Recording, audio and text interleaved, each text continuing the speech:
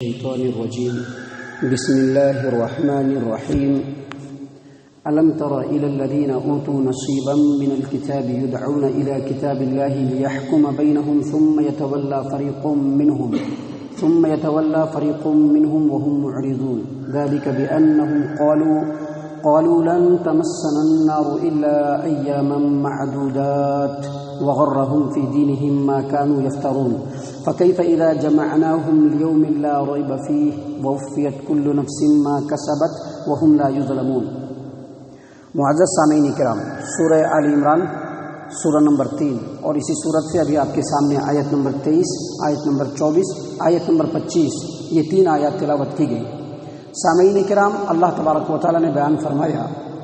الم تر الی الذین اوتوا نصیبا من الکتاب، کیا آپ نے ان لوگوں کے حال پر غور نہیں کیا جن کو کتاب کا کچھ حصہ دیا گیا؟ یدعون الی کتاب اللہ، ان کو اللہ تبارک و تعالیٰ کی کتاب کی طرف بلایا جاتا ہے، لیحکم بینہم، تاکہ وہ اللہ تبارک و تعالیٰ کی کتاب کے تعلیمات کی روشنی میں لوگوں کے درمیان فیصلہ کریں۔ ثم یتولی فریق منہم وہم معرضون، پھر اس کے بعد بھی ان کا ایک گروہ اللہ تبارک و تعالیٰ کی کتاب کے مطابق فیصلہ کرنے سے منہ موڑ لیتا ہے۔ وہم معرضون، اس حال میں کہ وہ اعراض کرنے والے ہوں گے۔ معزز سامعین کرام، آیت کریمہ کا ترجمہ بالکل صاف ہے، اور ایک بات ہمیشہ ذہن نشین رکھیے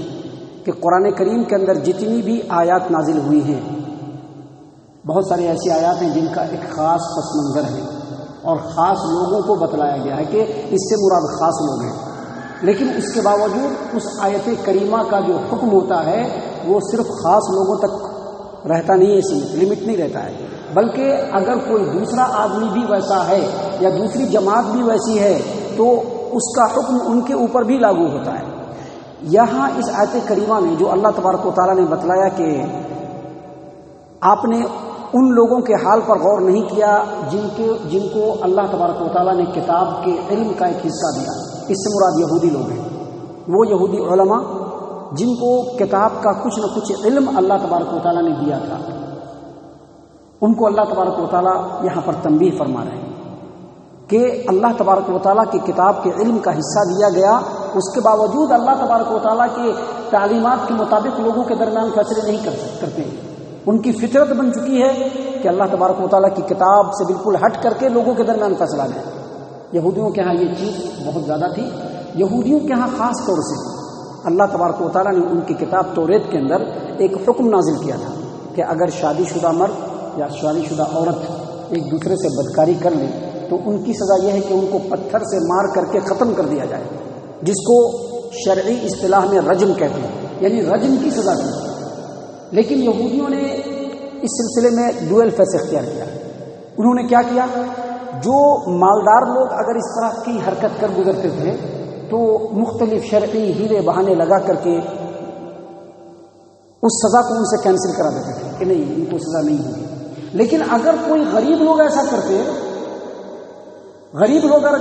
تو ان کے اوپر فوراً شرعی حکم جاری ہو جاتا ہے۔ اب ظاہر سی بات ہے، ایسا دوہری نیتی جب چلتی ہے تو سماج و معاشرے میں بہت ساری چموگنیاں ہوتی ہے کہ دیکھو غریبوں کے ساتھ یہ معاملہ ہو رہا ہے، امیروں کے ساتھ یہ معاملہ ہو رہا ہے، تو ان کے علماء نے ایک اور دوسری راہ نکالی۔ کیا دوسری راہ نکالی؟ دوسری راہ یہ نکالی کہ ایک ایسا قانون لایا جائے جو سب کے لیے برابر ہو، یعنی کتاب اللہ کو نہیں ماننا ہے، اللہ کے فیصلے کو نہیں ماننا ہے، کوئی ایسا حکم لایا جائے جو سارے لوگوں کے لیے برابر ہو۔ اور ان لوگوں نے کیا حکم رکھا کہ چاہے امیر ہو، چاہے غریب ہو، چاہے چھوٹا ہو، چاہے بڑا ہو، چاہے شادی شدہ ہو، چاہے کنوارا ہو، اگر وہ بدکاری کر گزرے تو اس کے منہ کو کالا کر دیا جائے اور گدھے پہ بٹھا کر کے آبادی میں گھما دیا جائے۔ بہترین فیصلہ ان لوگوں نے کتاب اللہ کے فیصلے کے خلاف بنا لیا۔ صحیح حدیثوں کے اندر آتا ہے کہ اتفاق سے نبی اکرم صلی اللہ علیہ وسلم کے زمانے میں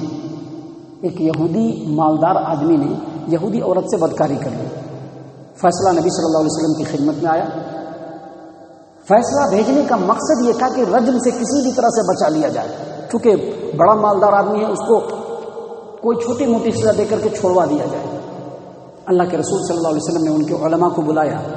اور کہا کہ اللہ کی کتاب جو توریت تمہارے پاس ہے اس میں ایسے آدمی کے لیے تم کیا سزا پاتے ہو؟ ان لوگوں نے کہا کہ ایسے آدمی کے لیے سزا یہ ہے کہ اس کے منہ پر کالا کھود دیا جائے اور اس کو گدھے پہ بٹھا کر کے پورے آبادی میں گھما دیا جائے۔ عبداللہ بن سلام رضی اللہ عنہ جو کہ پہلے یہودی عالم تھے، بعد میں وہ اسلام قبول کر لیے، انہوں نے کہا کہ اللہ کے رسول صلی اللہ علیہ وسلم یہ بالکل جھوٹ بول رہے ہیں، آپ ان سے کہیے کہ اللہ کی کتاب توریت لے کر کے آئیں۔ توریت منگوائی گئی۔ دیکھیے، جب کتاب و سنت سے انحراف کی بات آتی ہے، اللہ تبارک و تعالیٰ کے حکموں سے بغاوت کی بات آتی ہے، اور انسان اگر نفسانی خواہشات کے پیچھے پڑ جائے تو ہر چیز جاننے کے بعد بھی وہ ماننے کے لیے تیار نہیں ہوتا ہے۔ اللہ کی کتاب توریت کو کھول دیا گیا، اور ان میں کا ایک عالم کیا کرتا ہے، آیت پر ایسے ہاتھ رکھ لیتا ہے، آگے سے پڑھ رہا ہے، پیچھے سے پڑھ رہا ہے، لیکن جہاں پر وہ آیت لکھی ہوئی اس کو نہیں پڑھ رہا ہے۔ عبداللہ بن سلام رضی اللہ عنہ نے کہا کہ اللہ کے رسول صلی اللہ علیہ وسلم آپ ان سے کہیے کہ یہ ہاتھ ہٹائے یہاں سے۔ جب ہاتھ ہٹایا تو نیچے لکھا ہوا تھا کہ شادی شدہ مرد اور شادی شدہ عورت اگر بدکاری کر لے تو ان کو پتھر سے مار کر کے رجم کر دیا جائے۔ جیسے ہی دیکھا فوراً یہودی علماء وہاں پر شرم کے مارے اٹھ کر کے بھاگ کھڑے ہوئے، اور اللہ کے رسول صلی اللہ علیہ وسلم نے انہی کی کتاب کے مطابق یہودی مرد اور یہودی عورت کو سنسار کروا دیا۔ تو معزز سامعین کرام، یہاں پر اللہ تبارک و تعالیٰ نے اسی بات کی طرف اشارہ فرمایا ہے کہ الم تر الی الذین اوتوا نصیبا من الکتاب، کیا آپ نے ان لوگوں کے حال پر غور نہیں کیا جن کو کتاب کے علم میں سے کچھ حصہ دیا گیا؟ ان کو بلایا جاتا ہے کہ آؤ اللہ کی کتاب کے مطابق لوگوں کے درمیان فیصلہ کرو، لیکن وہ منہ موڑ کر کے اعراض کرتے ہوئے نکل جاتے ہیں۔ یہ تو یہودیوں کا حال ہے، لیکن مسلمانوں میں بھی ایسی بڑی بڑی جماعتیں موجود ہیں جو اپنے آپ کو مسلمان کہنے والی ہیں، لیکن اس کے باوجود آپ ان کے یہاں کے فیصلے دیکھیں گے تو صریح کتاب و سنت کے خلاف فیصلے مل جائیں گے۔ خاص طور سے یہ تقلیدی جماعتیں جو ہیں، ان کے ہاں جو فیصلے ہوتے ہیں عموماً کتاب و سنت کے خلاف فیصلے ہوتے ہیں۔ اس کے لیے مثال کے طور پر آپ ایک طلاق کا مسئلہ لے لیجیے۔ قرآن و حدیث سے ایک مجلس کی 3 طلاق صرف ایک ہی طلاق مانی جاتی ہے، لیکن اس کے باوجود کتاب و سنت کی صریح دلائل کو دیکھ لینے کے بعد بھی اپنے تقلیدی مذہب کے اوپر اڑے رہ کر کے، جمے رہ کر کے کہ کہیں گدی چھوڑنا نہ پڑ جائے، فیصلے وہی دیتے ہیں جو ان لوگوں نے اپنے بڑوں سے سیکھ لیا ہے۔ تو معزز سامعین کرام، اللہ تبارک و تعالیٰ نے ایسے ہی لوگوں کی طرف فیصلہ کرتے ہوئے بتلایا۔ آگے مزید جو اگلی آیت ہے، اللہ تبارک و تعالیٰ اس میں اس کی وجہ بتلا رہے ہیں۔ وجہ کیا بتلا رہے ہیں؟ اللہ تبارک و تعالیٰ فرما رہے ہیں کہ ذالک بأنہ، ایسا اس لیے ہے، یعنی اتنے بڑے بڑے گناہ کیوں کرتے ہیں یہ لوگ، گناہوں پر اس قدر دلیر کیوں ہیں؟ یہودیوں نے کتاب اللہ کے اندر پھیر بدل کر دیا، یہودیوں نے بڑے بڑے گناہ انجام دیے، نبیوں کو قتل کرنے سے گریز نہیں کیا، آخر ایسا کیوں؟ آپ دیکھ لیں گے ہمارے یہاں بھی ایسا ہوتا ہے، بہت ساری جماعتیں دوسری چھوٹی جماعتوں کے مسجدوں پر ناجائز قبضہ کر کے بیٹھ جاتے ہیں۔ آپ اگر ہسٹری کو اٹھائیں گے تو حکومتوں کے ساتھ مل کر چھوٹی جماعتوں کے بے قصور اور حق پرست لوگوں کو قتل کرنے سے، سولی چڑھانے سے بھی باز نہیں آئے گی۔ ایسا کیوں؟ اللہ تبارک و تعالیٰ نے آگے بیان فرمایا۔ یہ ساری باتیں بالکل آئینے کی طرح سے ہیں۔ یاد رکھیے ایک بات، ہمیشہ ذہن نشین رکھیے، یہ جو قرآن کریم ہے، ہر انسان اس میں اپنے آپ کو تلاش کرنے کی کوشش کرے کہ وہ کہاں پہ ہے، کس جگہ پہ اللہ نے اس کا ذکر کیا، اور یقیناً اللہ نے اس کا ذکر کیا ہے قرآن کریم میں۔ سلف صالحین اپنے آپ کو تلاشا کرتے تھے قرآن کریم میں کہ ہم کہاں پر ہیں قرآن کریم میں، اور قرآن کریم میں اپنا چہرہ دیکھ لینے کے بعد کس طرح سے ہم آئینے میں دیکھتے ہیں تو بال ادھر لگا ہوا ہے تو ذرا ایسے کرتے ہیں، ذرا ادھر سے کرتے ہیں، ذرا سا چہرے پر ایسے تو ذرا اس طرح سے صاف کرتے ہیں۔ بالکل اسی طرح سے قرآن کریم میں دیکھ لینے کے بعد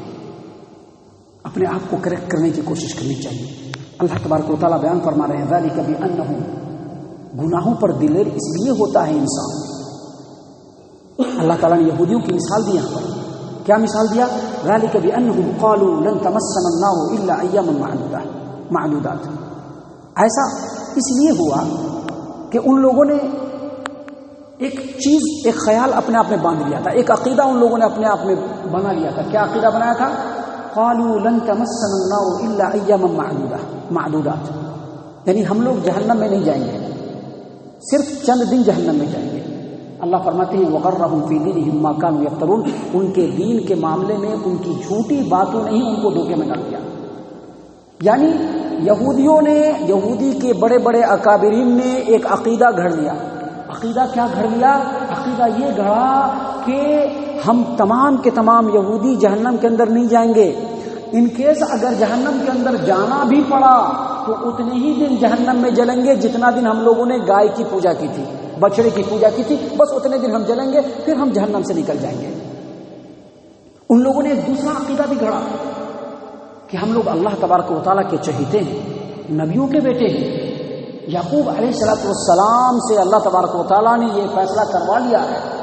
اور ان کو یہ بتلا دیا ہے کہ تمہارے اولاد کو ہم جہنم کے اندر نہیں ڈالیں گے۔ یہ عقیدہ انہوں نے اپنی طرف سے گھڑ لیا، نہ تو کتاب میں اس کا کوئی ذکر، نہ ہی نبیوں نے یہ بات بتلائی، لیکن اپنی طرف سے وہ عقیدہ انہوں نے گھڑ لیا۔ معزز سامعین کرام، یہودی ہی صرف اس معاملے میں اتنے دور پہ نہیں ہیں، بلکہ اس سے ذرا سا اور آگے بڑھ کے عیسائی لوگ بھی ہیں،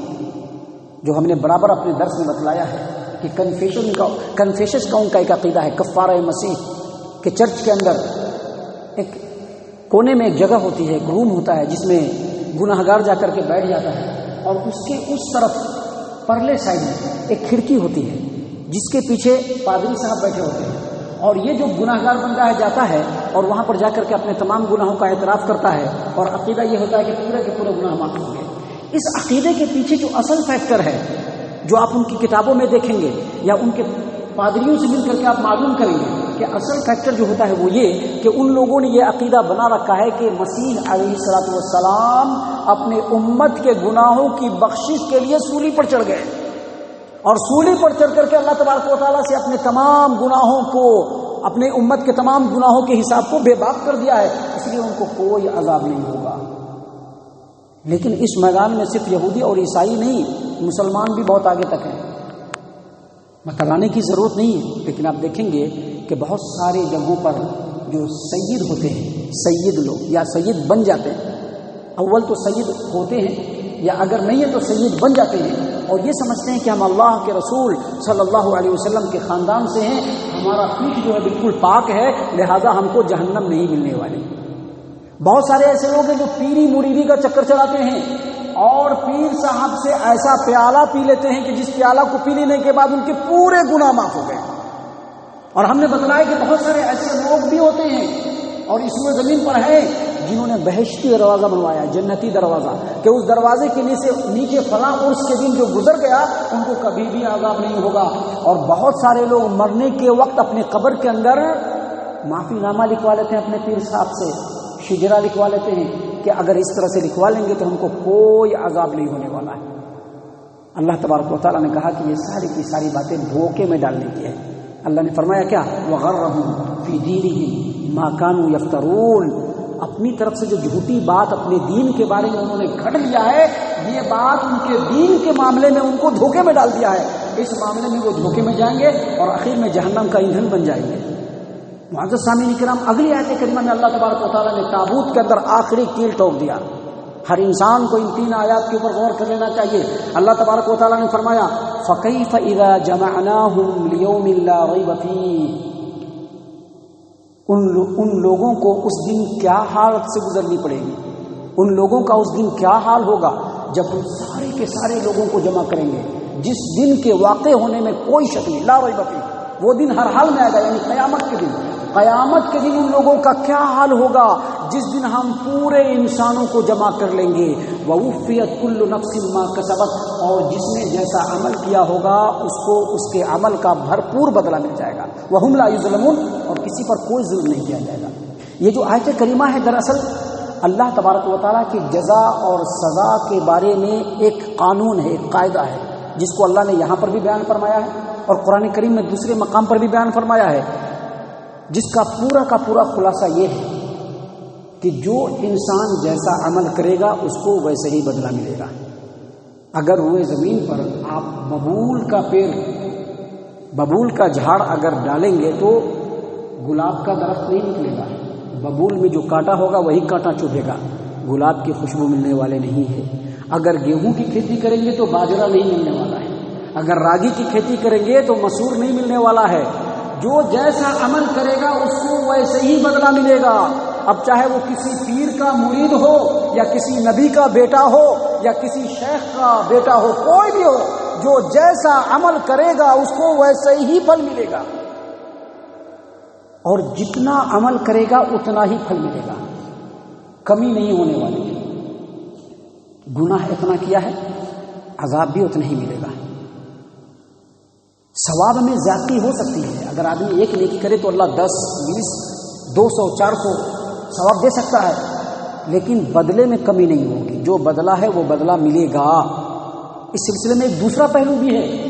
کوئی کسی کے گناہ کا بوجھ اپنے سر پہ نہیں اٹھا سکتا ہے۔ ایسا نہیں ہے کہ پیر صاحب ان کے گناہ کا بوجھ اٹھا لیں گے، یا ولی صاحب ان کے گناہ کو معاف کروا دیں گے، یا اماں بڑی مانتی ہے تو ہمارے گناہ کے بوجھ کو قیامت کے دن لے لیں گے، یا ابا بہت زیادہ مانتے ہیں تو قیامت کے دن جہنم جانے لگیں گے تو اللہ ابا آگے آ جائیں گے۔ ابراہیم اپنے باپ کے آڑے نہیں آ سکے، ابراہیم کے باپ کو ابراہیم کے سامنے جہنم کے اندر ڈال دیا جائے گا۔ کوئی کسی کا بوجھ نہیں اٹھا سکتا ہے، جو گناہ کرے گا اس کا بدلہ اسی کو ملے گا، الا یہ کہ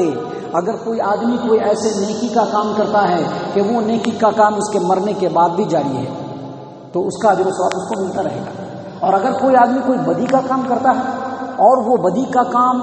جاری کرتا ہے اور اس کے مرنے کے بعد بھی لوگوں کے درمیان وہ بدی کا کام ہو رہا ہے تو اس کے برائی کا گناہ اس کو اس کے مرنے کے بعد بھی ملتا رہے گا۔ اللہ نے فرمایا وَهُمْ لَا يُظْلَمُونَ، اور لوگوں پر ظلم نہیں کیا جائے گا۔ معزز سامعین کرام،